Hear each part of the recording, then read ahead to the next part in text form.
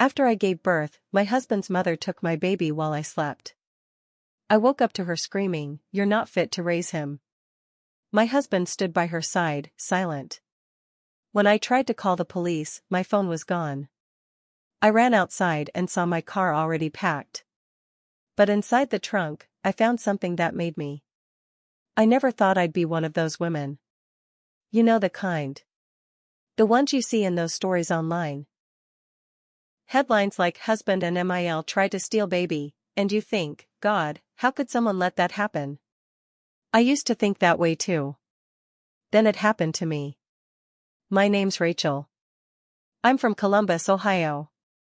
I used to think my life was normal. I was 29, married to my college boyfriend, Nolan. We lived in a decent house on the west side, close to Prairie Township. Small yard, quiet street. I was working part-time at a dental clinic until I got too far along in my pregnancy. I planned to go back after maternity leave. Nolan and I had been together for 6 years. Married for 3. It wasn't perfect, but I didn't see the signs. Or maybe I didn't want to see them. Things changed fast when I got pregnant. At first, he seemed excited. We told his mom, Lorraine, over dinner, and she clapped her hands and cried. She said things like, "I've been waiting for this, and my prayers have been answered." I brushed it off, thinking she was just being emotional. But the way she acted over the next few months, it got weird. Lorraine started texting me constantly. At first, it was about baby tips. Then it turned into controlling stuff. "You shouldn't drink that kind of juice. Don't wear tight leggings, it's bad for circulation. I'm buying a crib for my house just in case I need to take him for a weekend." When I told Nolan she was overstepping, he rolled his eyes. "She's just excited. Relax. Relax." That's what he always said.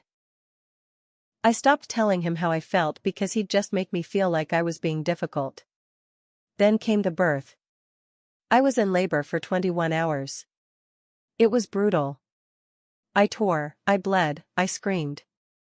And when they finally laid Mason on my chest, I cried so hard I couldn't breathe. He was perfect. 7 pounds, 4 ounces. Black hair. Serious eyes. I remember the first time he looked up at me, it felt like he saw right through me. I stayed in the hospital for 3 days. Lorraine came every day. Every single day. She tried to hold him longer than I was comfortable with. She kept saying, "Don't worry, Nana's here now." She called herself Mama more than once. I corrected her, but she laughed it off. When we got home, things went downhill fast. Lorraine decided she was moving in for a few weeks to help out. I didn't invite her. She brought her suitcase and made herself at home in our guest room. She took over feedings, changed his outfits, rearranged the nursery. I was recovering, bleeding every day, sore from stitches, trying to breastfeed and barely sleeping. Nolan was no help. He was either at work or holed up in the garage getting some air. When I asked him to tell his mom to back off, he said, "She's just trying to help. Don't push her away." I was drowning, and no one cared. 2 weeks after the birth, Lorraine offered to do the nighttime feeding. "Go sleep," she said. "You look exhausted." I was. I truly was. I wanted to say no, but Nolan chimed in. "Come on, babe. Just let her handle it for one night." So I agreed. I kissed Mason on the head. Handed him to Lorraine. And collapsed into bed around 11:30 p.m. I woke up 4 hours later to screaming. Not a baby's cry. Lorraine's voice. "You're not fit to raise him." I sat up so fast my head spun. I ran into the hallway. There she was, standing at the top of the stairs, Mason in her arms, wrapped in a different blanket. It wasn't one from our house. It had cartoon giraffes and a name tag stitched into the corner. Nolan was next to her. Arms crossed. Silent. What the hell is going on? I shouted. Lorraine didn't flinch. You're not stable. You cry all day. You can't even keep him clean. You're dangerous. Give him to me. She stepped back. No, I turned to grab my phone, gone. I checked the nightstand, my purse, the kitchen. Nothing. Nolan, where's my phone? He didn't answer. He wouldn't look at me. I ran to the front door. It was cracked open. Outside, my car was parked crooked in the driveway. The trunk was wide open. It was packed. Formula, bottles, diapers, clothes, breast pump, blankets, Mason's file folder with his birth certificate and insurance card. And under all that, a gray folder. Inside, 2 printed bus tickets. Phoenix, Arizona. One way. 2 adults. 1 infant. Departure, 6:10 a.m. The names? Lorraine Myers. Nolan Myers. Mason Myers. I froze. My heart dropped. I wasn't on that ticket. Behind me, I heard footsteps. You weren't supposed to find that yet, Lorraine said from the porch. Her voice was low, flat. Not even hiding it now. You planned this, I said. You were going to take him. We are taking him, she said. And you're not going to stop us. You're not well. I looked at Nolan. Say something. He shrugged. You've been a mess since he was born. I felt like my lungs collapsed. You were just going to steal him? We're giving him a better life, Lorraine said. We've already made arrangements. What arrangements? I shouted. We got a place in Phoenix. My sister's there. Good schools. Mason needs a mother figure who's strong. You're barely keeping it together. That was it. I screamed. Not out of fear, but rage. Help. Somebody help me. They're stealing my baby. Lorraine rushed at me. I turned and sprinted barefoot to the neighbor's house. Mr. Connors, our 60-something ex-Marine neighbor, came out in his robe with a damn baseball bat. What's going on? He yelled. They're trying to take Mason. They're leaving with him. He marched toward the driveway. Put that baby down. Now. Lorraine backed up, yelling at Nolan to do something. I took the chance. I ran at her and slammed into her chest. She stumbled, and Mason slipped from her arms, straight into mine. He cried. I held him tight. I turned and ran to Mr. Connor's house, locked the door, and used his landline to call 911. The police showed up in less than 10 minutes. 2 cruisers pulled into the street, lights flashing, waking up the whole damn neighborhood. Lorraine was standing in my driveway screaming about how I kidnapped her grandson. Nolan stood next to her, arms folded like he was above it all. I was still inside Mr. Connor's house, shaking, holding Mason against my chest. He was crying but safe. I kept whispering, I've got you. I've got you. Mama's got you, over and over again like some kind of broken record. When the officers knocked on the door, Connors answered. This woman says her baby was almost kidnapped by her own husband and mother-in-law, he told them. I saw it all. They separated us for questioning. I handed Mason over to a female officer, just so I could breathe. I told them everything, how they'd taken my phone, how my car was packed, how I found the bus ticket with their names on it and not mine. I gave them the printout. I told them where my phone might be, and Connors backed up my story. Meanwhile, Lorraine was outside crying and yelling that I had postpartum psychosis and was a danger to the baby. She said I attacked her in the driveway and stole Mason. She kept using the word stole. One of the cops pulled Nolan aside and started grilling him. I watched from the window. At first, Nolan stood there, stone-faced. Then he started pacing. Shaking his head. Eventually, he started pointing at Lorraine. I couldn't hear what he was saying, but I saw his face crack. I think that's when he realized how deep he was in. An officer came back in with my phone. They'd found it under the guest bed. Lorraine had turned off the ringer and stuffed it in a sock. That was enough. They cuffed her. She screamed bloody murder as they put her in the back of the cruiser. You can't do this to me. He's mine. She doesn't deserve him. Nolan wasn't arrested that night. But they made him leave the house. They gave me an emergency protection order. The officer told me to take Mason to the hospital in the morning to get checked, just to be safe, and file a formal report. I was still in shock, but I nodded. My hands were shaking when I signed the paperwork. He was gone before sunrise. But that wasn't the end. The next morning, I went to Riverside Hospital and had Mason looked over. No bruises, no signs of harm. They filed a CPS report just to be safe. I didn't mind. I had nothing to hide. I was home by noon. That's when I got the first message. From a blocked number, "You're going to regret this. You took everything from me." I knew it was her. I blocked it. But more came. Different numbers.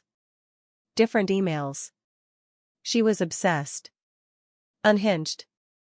She tried to spin a whole new story to anyone who would listen, that I'd abused Mason, that she saved him. She even emailed my work pretending to be a concerned citizen trying to report me. HR called me to ask if everything was okay. I had to explain the whole thing just to keep my job. Meanwhile, Nolan filed a custody petition. Yeah. He sued me for joint custody. Claimed I was paranoid, unstable, and that I made up the kidnapping.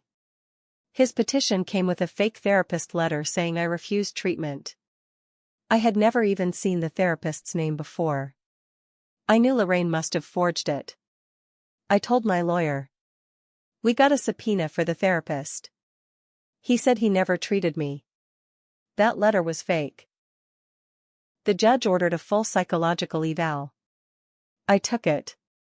Passed every part. Nolan looked like an idiot in court. But then, out of nowhere, Nolan dropped his petition. It didn't make sense at first. Why would he give up that easily? That's when my lawyer pulled the county court records.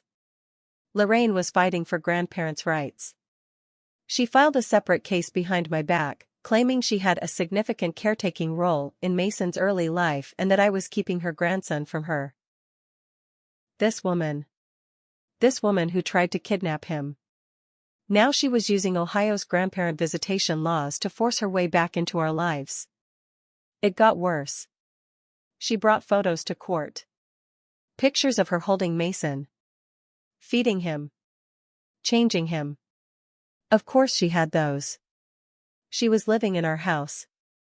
She painted herself as the one who raised him while I slept all day and cried nonstop. She even claimed I drank during pregnancy, total lie. She had no proof, but it didn't stop her from trying. My lawyer fought it tooth and nail.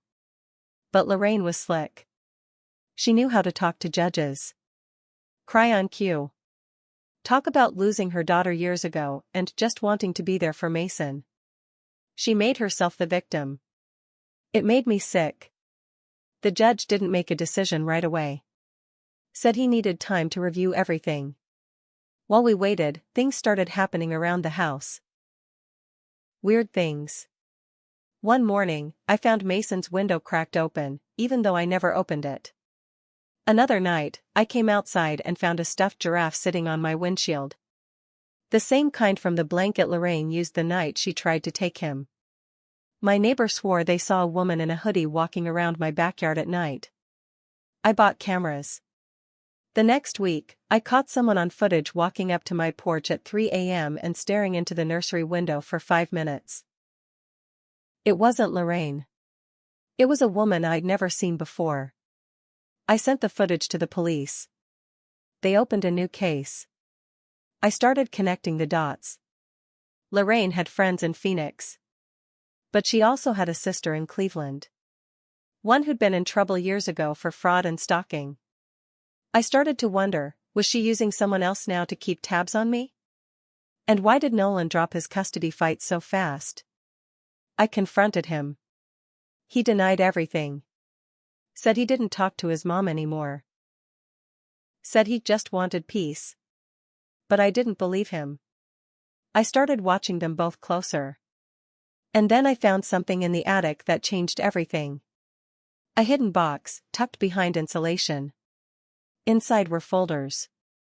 Papers. Photos. Passports. And a printed will. Not mine. Not Nolan's. But one naming Lorraine as Mason's legal guardian.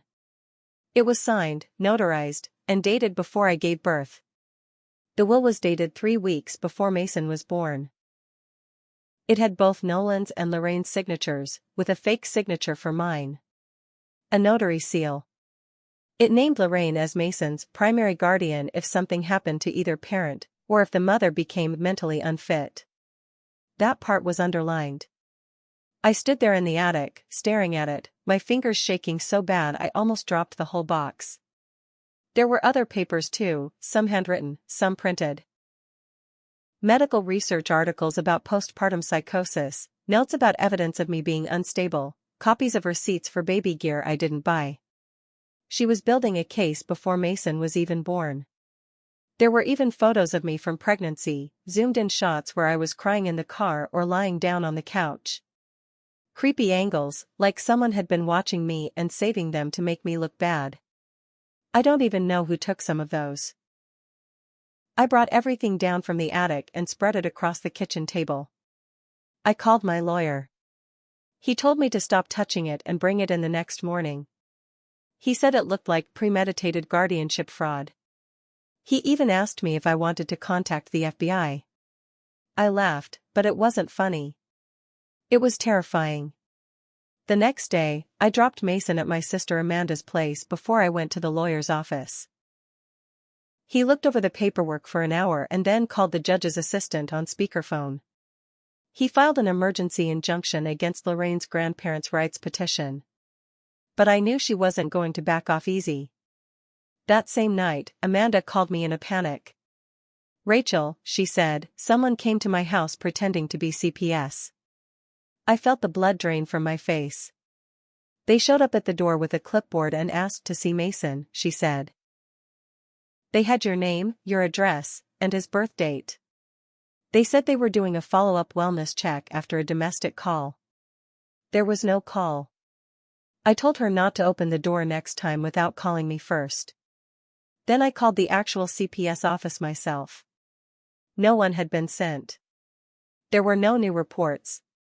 The case from 2 weeks ago had been closed. Whoever came to Amanda's house had faked it. I installed new security cams at both houses the next day. I didn't tell Nolan. I didn't want him to know how close I was watching now. Then I went quiet. I stopped responding to Lorraine's emails. I didn't show up for court the next week. I let her think she was winning. I needed her to get sloppy. 2 weeks later, she did. I got a call from a woman named Brenda. She introduced herself as a paralegal from a law firm in Tempe, Arizona. "I have some questions about a custody case," she said. My heart started racing. "I don't have any cases in Arizona." "Well," she said, "you might want to know that a woman named Lorraine Myers filed guardianship papers for a baby named Mason Myers, listing you as deceased." I nearly dropped the phone. "What did you just say?" "She submitted a death certificate for you. Claimed you passed away from postpartum complications in Ohio." I flagged it because the document looked strange. The stamp was misaligned. It didn't look real. It wasn't real. Because I was standing right there, holding my phone, breathing. I called my lawyer again. He told me not to panic. But I was already spiraling. This woman had forged my death in another state just to get custody of my child. And for all I knew, she might have done worse if she thought she could get away with it. That night, I got another message. Another blocked number. "If you're not going to do what's best for him, I will. Even if I have to erase you." Erase me. I knew it was her. I filed for a permanent restraining order the next morning. The Arizona documents gave me more than enough to make it stick. My lawyer reached out to the local police there too. They opened a fraud investigation. But that wasn't enough for me. I needed more. So I started digging. I pulled Nolan's financial records. I still had access to some of our shared banking from when we were married. I noticed something I hadn't seen before: 2 large transfers. One to an account in Phoenix. One to a woman named Kelsey Boyd. I didn't recognize the name, but I found her through a simple search. She was Lorraine's niece. The one I'd never met. She'd been living in Phoenix for years. Worked as a caregiver, but had been fired after a background check flagged her for neglect. 2 months ago, she'd applied to be a licensed foster parent. In her application, she listed Mason Myers as a pending placement. Everything clicked. Lorraine's real plan wasn't just to take Mason. She was trying to make it legal. She forged my death. Set up her niece to take Mason. Planned to get guardianship transferred quietly, then disappear to Phoenix for good. That's why the bus tickets were one way. That's why she had all those baby supplies bought and shipped there, not here. I went quiet again. But now, I had everything. And I wasn't done. I knew I had enough to destroy them. But I wasn't rushing it. This had to be done the right way. Public. Loud. And permanent. I called my lawyer and laid out everything. Every document, every fake record, the forged will, the fraud case in Arizona, the hidden bank transfers. He paused after I finished and said, "You want revenge, don't you?" "Not just revenge," I told him. "I want to make sure they never do this to anyone else." So we started with a formal complaint to the Ohio Bar Association. Lorraine wasn't a lawyer, but she had lied under oath multiple times in family court, forged legal documents, and submitted false evidence. That alone got the judge to put a full freeze on her visitation case. The court scheduled a hearing to reconsider all prior filings with a new judge. Then we reported the forged death certificate to the Arizona Attorney General's office. Things moved fast after that. Lorraine got arrested at her house.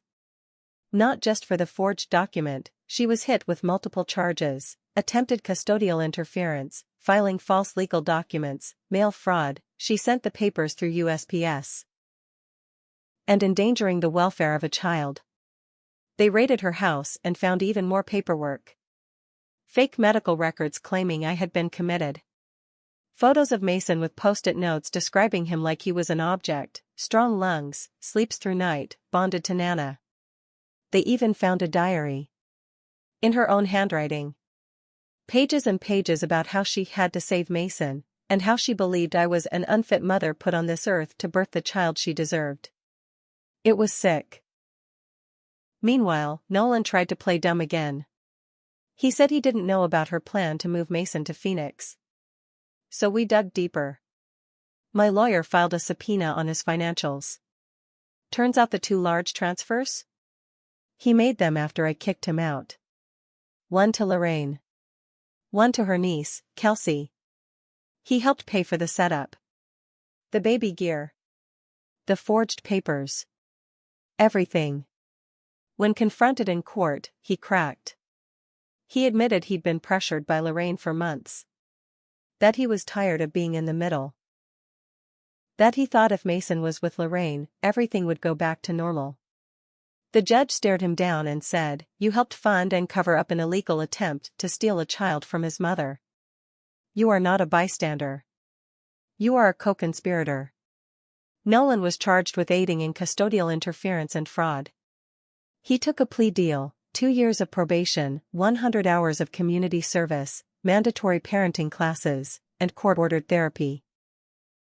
He lost all parental rights for the next 5 years. No contact with Mason without my permission. As for Lorraine? She went to trial.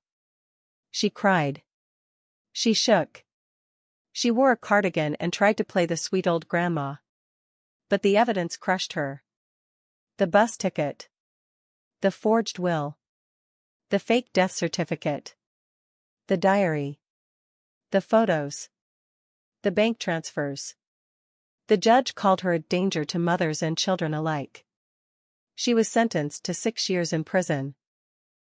When they cuffed her in the courtroom, she lost it. Screamed that I stole her baby, that I was just a breeder, that Mason would come find her one day. The courtroom went silent. And then the judge said something I'll never forget. "No, ma'am. He won't. He'll be too busy growing up safe, loved, and far away from people like you." They took her away in cuffs. But that still wasn't the end. I took every single document. Every screenshot, message, court order, and video clip. And I wrote out the full story in a long, detailed blog post. I posted it publicly. Named names. Posted proof. Redacted nothing. It went viral. Other moms started messaging me. Women who'd dealt with controlling mothers-in-law, or manipulative husbands who stood by and did nothing. Some even recognized Lorraine's name from old Facebook groups. Turns out, she'd been offering advice to other young mothers online for years. Always pushing them to let grandma take over. She wasn't just toxic. She was dangerous. I gave interviews to local news outlets. I went on a parenting podcast. I even got invited to speak at a family law seminar about manipulation and coercion in custody cases. That was my real revenge. I made sure no one would forget what Lorraine tried to do. I made sure Nolan's name was tied to her crimes forever. And I made sure Mason, when he's old enough to ask questions, will know exactly what happened, but also know that his mother fought like hell to keep him safe. Today, he's 3. He sleeps peacefully every night. He laughs when I tickle his belly. He calls me his best friend. Sometimes I still wake up in the middle of the night and check the locks. But now, I don't feel scared. I feel proud. Because when they tried to erase me, I made sure the whole world knew who I was. And I made sure they were the ones who disappeared. For good.